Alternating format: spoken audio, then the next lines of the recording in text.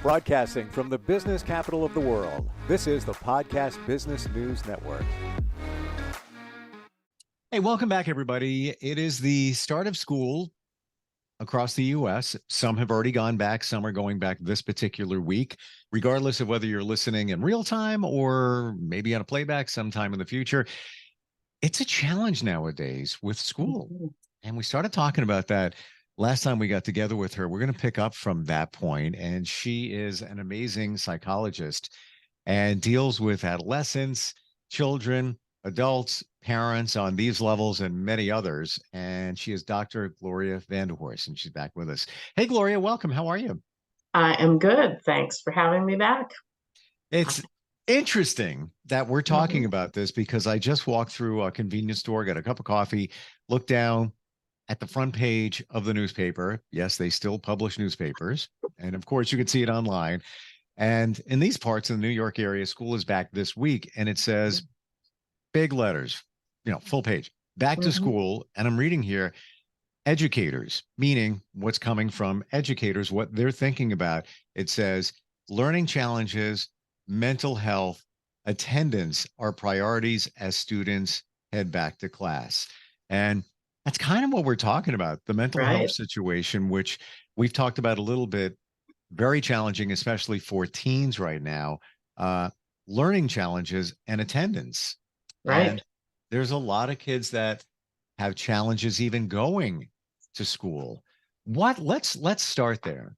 What do you do in that situation where you have your child, be it elementary school, middle, or high school, and they don't want to go for whatever the reason is? I'm not talking about just a defiant kid that just doesn't want to. I don't want to go to school.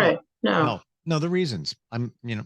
Bullying, self-esteem, right. anxiety. How do you deal with that if you're a parent? It's hard to deal with that, right? Because you love your child. You want your child to be content. You're sending your child basically to a full-time job. If you really think about it. Yeah. All right. They're going to a full-time job.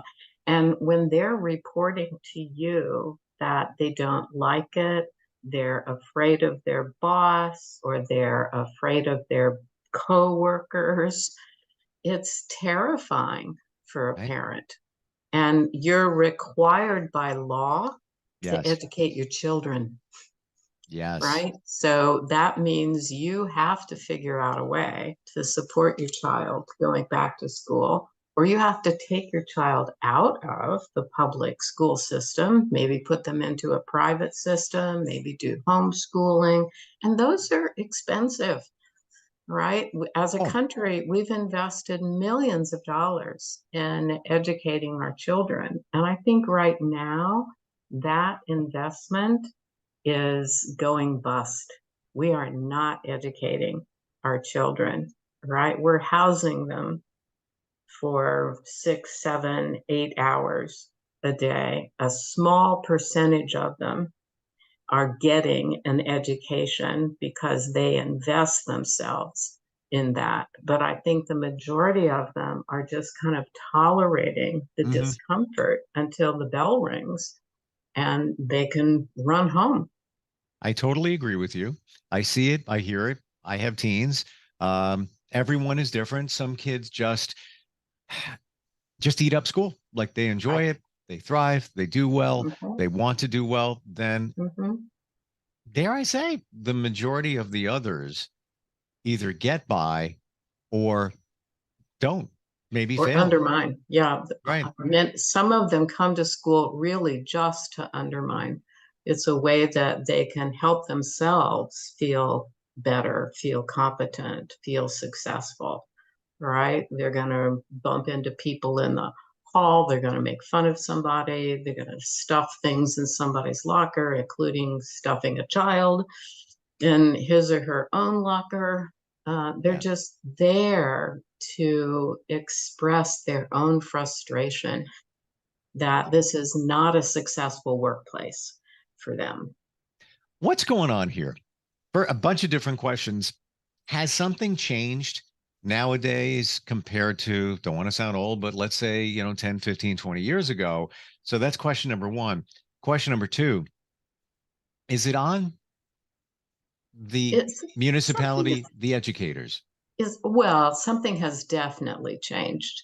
There's no doubt about that, right? And Hmm. if you look at what we pay an educator for the task that we are asking them to do, we're not going to get the best quality people Hmm. serving in those places. We're going to get a percentage of people who are truly dedicated to education, want to do it, love to do it, would do it even if you didn't pay them, but they're not well paid in comparison to the job that they're supposed to do, right? Hmm. They're supposed to turn out people who are highly educated, who are socialized well, and who are competent so that we can put them into the workforce and improve everybody's life so they can make money, buy houses, live in neighborhoods. I mean, that's supposed to be the goal of the educational system, and we're not doing it. Well, I just got visions in my head as you talk about the compensation. And if you were to pay a life coach for your kid, uh, even a therapist, you would be paying a lot more than what the teachers are getting paid to do what they do. Absolutely. And yes, there's some pluses there. You have the whole summer off. You have tenure. You could take a sabbatical.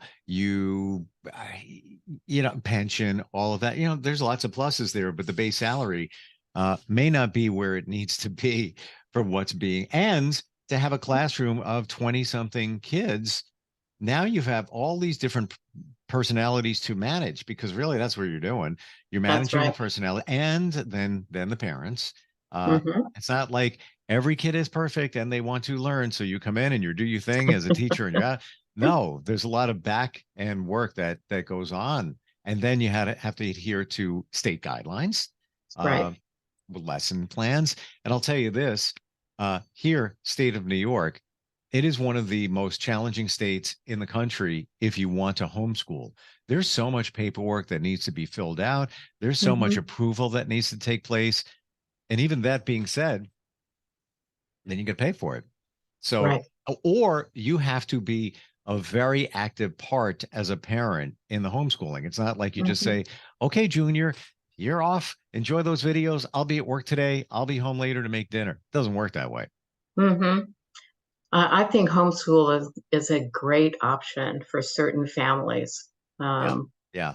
we had a neighbor several years ago who homeschooled her two boys and did just a fabulous job of that, both in terms of the content and the knowledge base, and also in terms of socializing them, because there's a whole network of families that homeschool and they get exposed to a variety. They would work for half a day, and then for another half a day, they'd go to the museums, they'd take trips places, they get together with other families and socialize. Great for mental health.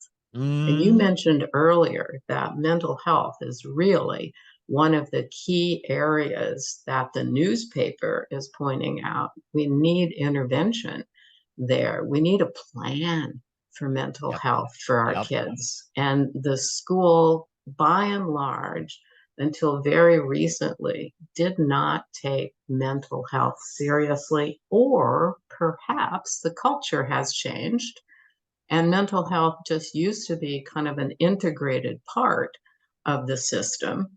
And then it dropped out in some way. And now we have to bring it back into the system. But we're not helping these kids learn to respect each other, to socialize with Totally true. their needs at an early stage instead of waiting until they get so frustrated that the only thing they can do is to strike out in some aggressive way. We're just not doing the job. And I think we're behind. At least my view of this with kids in school is that they're hiring more guidance counselors, maybe social worker, but that's when it's too late. That's Right. when, junior is having a problem, or if there's a bunch of juniors having a problem, well, we have a social worker for you. All right, great. Mhm. When I was in kindergarten, centuries ago, I remember, having some challenges. I had separation anxiety. Sure. And I even remember in my mind going to a social worker or guidance counselor, Hmm. maybe a school psychologist. And I remember, them asking me, because I was big into drawing, drawing what I'm feeling like, yeah, and all Uh-huh. of that. Um, but this is all to the point where you now you need help. What about before you need help or Right. along the way? What can be done in a school district to support kids? Well, we can first recognize that every child has emotional issues. And so think about it. If you started the day not just with the homeroom roll call, Yeah. but with some small group experiences Hmm. where you get to, first of all, dump, right? You've come from home. I don't know what your home is like. I don't know what the stressors were for you as a kid in the morning. But if there was a group experience where kids got to disclose, here's what my morning was like, here's what last night was like. And if you did that all the way through, all right, kindergarten up through high school, so that you're really telling all of these people that they're emotional beings and that their emotion Hmm. takes priority. I have to be in an emotional state in order to receive new information. If I'm anxious because mother was irritated in the morning or Hmm. father came home drunk last night, all Hmm. right, Hmm. and threw things around, Hmm.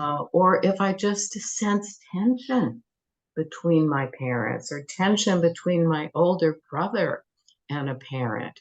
All right. I bring that into school with me.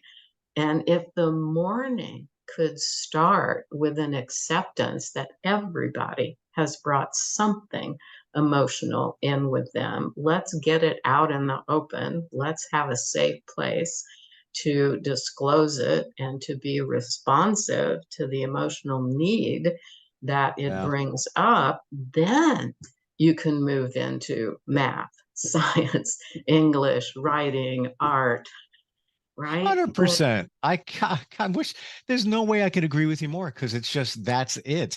This needs to be okay right, before you start learning. right. And we don't do that.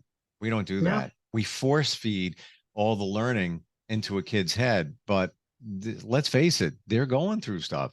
Like you just said, there's Hmm. challenges at home. Could be challenges with classmates and Right, friends. Could be just, I'm just not feeling good. I don't know what it is. You're a kid. How do you figure that all out?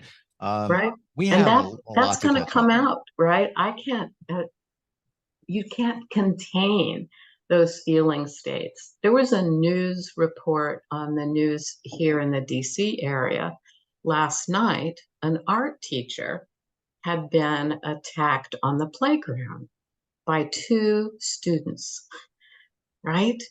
And so she goes through this process of thinking, I'm going to stop teaching. This is too dangerous. I don't really want to do this. And then she comes to grips with the reality that she loves the work that she does. And so instead of stopping teaching, she starts an organization to facilitate paying attention to the Mm, emotional needs of these kids so that they won't be motivated to attack a teacher, right? Be mm, irritated by something that's happening on the playground and act out and injure another child. So the emotional state of our children has to start taking priority, or we can't educate them. you couldn't even educate an adult and if they're not mentally prepared or they're going through some challenges. And even the playground attack. Why did that happen? Were those, I'm sure, I'm going to take a guess here.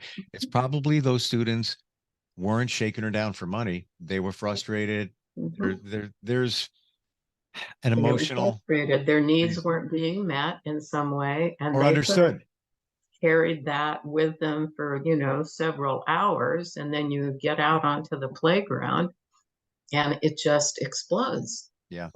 Yeah. because nobody's paid attention to the emotional need that I've been carrying around. And so if the teacher tells me to, stay in line, don't butt in line, right? You want to go down the slide, you stay in line, explosion.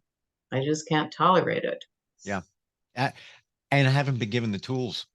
I don't know how to do Right. it. As adults, we don't know how to do it. Now you're talking about, somebody who is could be in middle school or even, even high school and Hmm. not know how to handle all of these situations.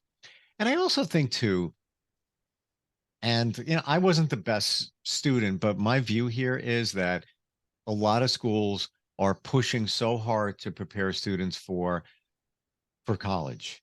Hmm. What about if you don't want to go? We talked about that Right. briefly Yeah, last we've time. talked about that before. The Yeah. trades are important, but we're not really focusing that anymore. Hmm. I remember we had, there was different shops. So there was auto shop, there was, Hmm. electrical shop. Maybe they're still doing that, but it seems on a different scale now. There's less uh Oh, I important. think there's much less of it. I think it's going to make a comeback. And I think that's a very good thing because Yeah, if you look at the United States, we hardly manufacture anything anymore. All right. Computer chips, where are they manufactured? sure. Yeah. Overseas. Yeah. Automobiles, where are they manufactured? Mm-hmm. Overseas.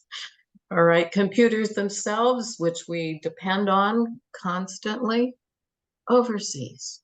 Yeah. Right? Machinery, overseas. I mean, just clothing. Yeah. Clothing. Look at the clothing labels on anything you buy. All right. Absolutely. We Yeah. used to manufacture all of those things, which made a good living for the majority of the population. And we're not doing it. We need to regain it because our population needs to be able to support itself. And Completely that's not agree. happening right now. We do not have a population that can easily support itself. I can't imagine being a student and not being very academic or interested in that. That was me. Hmm. And nowadays, where you don't have an outlet, you want to be Right. creative, you want to learn, but this Hmm. other stuff is not doing it for you. And now I just got a memory when I was in school, 11th grade, Ms. Jeslak, she was the Hmm. librarian.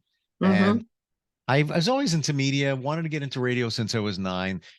And video, first it started with slideshows, and video interests me a lot. And Hmm. they had junky kind of video equipment, but she stepped up, and my friend Greg and I made a recommendation and said, you know what, we need some good video equipment. Back then, they dumped about 4 grand in Uh-huh. equipment, and that was a big deal. And that wasn't That's even a a big lot. deal. That Right. was a camera and a portable video deck, but Hmm. high end stuff. Right. For them, it would probably be like 15 grand now. And she signed off on it, and we started making videos, and we That's started winning fabulous. the school awards. I remember Cool. winning an award. Ironic, here's the ironic thing. I'm 17, barely 17, and I'm producing a show about vandalism in our town. Uh-huh. And I would go to a shopping center and talk to adults and ask their view of these different things. They Cool. wouldn't they wouldn't talk to me because I was a kid. So I put on a suit with a tie and made an ID that said ABC News or something like that. Right away, people would talk. Everybody talk to you. Everybody talked at that point. Um, but I'm thankful and grateful that Ms. Jeslak and the school district saw that, yeah, you know what, we could do this. We Hmm. could allow students to have that creativity. Um, Hmm. because now what do you do? And yes, there are some video programs and things like that, but it's more like forcing algebra and forcing, Right. okay, great. But if that's not you, Right. It's And and pushing everybody to go to college also reduces the standards for a college degree.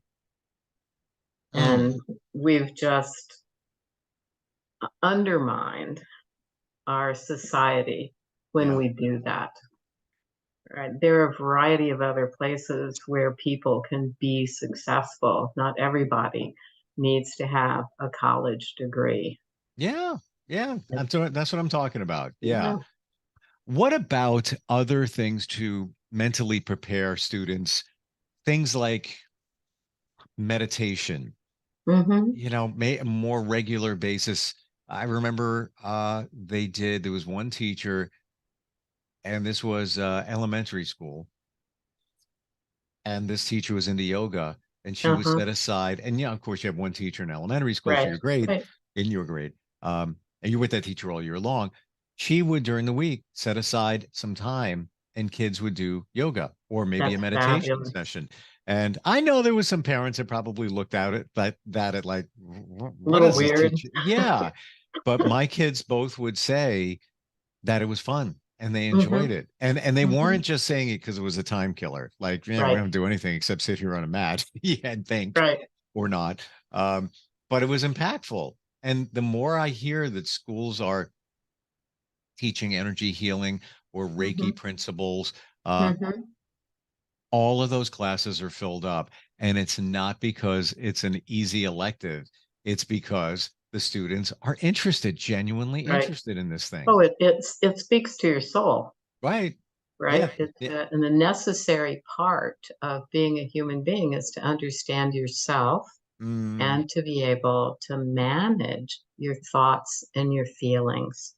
And so those are all training grounds for teaching children that they can manage their own thoughts and feelings, that they're in charge and they don't have to be overwhelmed by anybody else. They can well, manage themselves. what a shame, Gloria. Our school system and from decades back that didn't or don't do that and should on a much more grand scale Hmm. because those things that we could or should be teaching our students, what winds up happening after school? They wind up going to therapy or Right, counseling or whatever. And there's nothing wrong with that. right. But they could be better prepared for a lot of things if it was cool in school to learn that kind of stuff or be Right, and exposed to we those could things. do preventive things, all right? I honestly think if you started the morning with a small group process really focused on looking at what's the emotional dynamic you've brought in with you, what are the stressors that you're carrying right now? Can we relieve those so that you can now focus on learning something and Hmm. enjoying your friendships? That we would be much better off. The other thing I would add to education is more male teachers. Of course. And we've talked about that before. Yeah, without a doubt. I just got a vision in my head of, yeah, they used to call it home ec, and now they Mm-hmm. call it, consumer sciences or whatever it is. Okay, great. You're teaching everybody how to make an omelet and other necessary skills. But if you can't manage this, who Mm-hmm. cares about cooking? Who Right, cares about all of that stuff? Um, that's where you need to start. You need to be able to mm-hmm. manage, even to love yourself. So many Right, kids, so many adults hate themselves, talk negatively to themselves. right. Imagine if there was some kind of elective. I don't even know what you would call it. I don't know the curriculum it would be, but Mm-hmm. like you just said, to learn about yourself and how to Right. manage that. Yeah, Wow. to really improve your emotional health. And the other thing is that when children do get into conflicts with each other, there really needs to be a resolution process that they Mm, go through. It mm, isn't enough to separate them. It isn't enough to send one home. You really have to help children and middle schoolers, adolescents learn how to resolve a conflict with someone else. And we don't do a good job of agreed. that. We need Yeah. to improve that so that they have a life skill for managing conflict moving forward. it's more about punishment or consequences than the management part of it. And I get that schools have rules. I remember my son was in, I think it was seventh grade or something, and his friend, buddies, they're friends, they're in the lunchroom, and the friend said, can you, from where you are, could, like, if you were to punch me, could you actually like reach Did from you reach me? this distance? And my son was like, I don't know, like, Sure. Boom. well, that's what happened. And it was just a friendly, like, I wonder if you can, and he hit him. Yeah. But guess what happened? Guess what happened? They both He got, got he they got got, suspended. they both got suspended because of the protocols. And I understand that, but they were both laughing at it. But, the kid had a bloody nose. Somebody saw it. And like, my son Right. was like, we were just playing it. And the other Right. kid concurred. But I guess you have to have protocols if somebody is struck, whatever. But yes, to manage the conflicts. Well, you do not have to implement those protocols rigidly. All right. Here Yeah, are two guys who were enjoying themselves. yeah, One took up a challenge and actually accomplished it. All right. These guys need to be able to process, and they also need to be able to educate their friends. mm, Right. So there's a trickle down benefit to having them process, what do you guys do? What's the outcome of that? What's the impact on the group around you? sure. Right? And if you could do an instant replay of that, what would you do this next time? Yeah. Right? And probably it isn't punch your friend in the nose. And again, that was just I wonder if you can reach. Mm-hmm, mm-hmm, mm-hmm. But to your point, resolution. Here's what Right. happened. Here's what could have happened. Next time, probably not a good idea to see if you can No. actually make it that distance. And whatever. But those skills aren't taught. The resolution skills aren't taught. It's basically call the parents. The parents come up, take the cell phone away, whatever the Right. The kid repercussions is in are. trouble. He gets certain consequences, but that's not helpful. No, and you know what? That turns into negativity because in that school, I remember a lot of kids would complain about the assistant principal, Hmm. and the person had a very negative outlook around kids. Allegedly, uh, Hmm. there must have been a negative vibe if all the kids say the same Right. exact thing. Yeah, expecting them to get in trouble, expecting them Right, to act out in negative ways. And right. we do tend to fulfill someone else's expectation of us, Mm, particularly if it comes across repeatedly, right? That I really expect you, teenagers, all right, to be troublemakers. Well, eventually I'm going to fulfill that for you. I think it goes back to manifesting it. Hmm. You become what you think. So you're thinking, I'm going to get in trouble. Guess what? You're going to get in trouble. It's going to Right. I happen. might as well experiment. Right. Yeah. Or, even the word trouble's in your mind, you're going to find it. It's going to show up Hmm. for you. Yeah. Yeah. Amazing that we talked 2 episodes here about school. But so important, It's you know, important. what's going on here because we are shaping the future of our Hmm. population and apparently not doing a great job. Not too well. We need to change that. For sure. Gloria, your website, if anybody wants to check in with you, let's say even somebody has challenges with their parents, with their children, parents having challenges with Mhm. adolescents or whatever it might be, how do we find you? The website is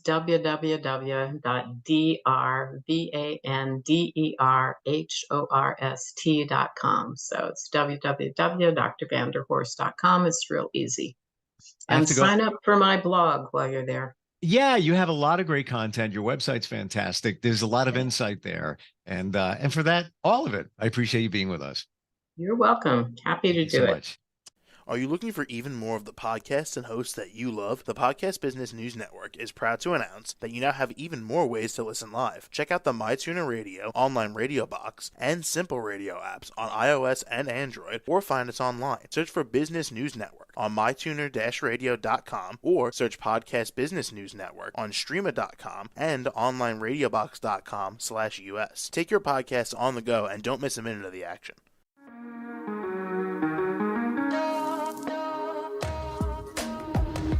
Broadcasting from the business capital of the world, this is the Podcast Business News Network. For nearly 2,000 severely injured veterans, everyday life has become filled with barriers. Day-to-day simple tasks can become pretty daunting. I have to carry my chair up 2 flights of steps or have somebody do it for me. What scares me the most is just the falling.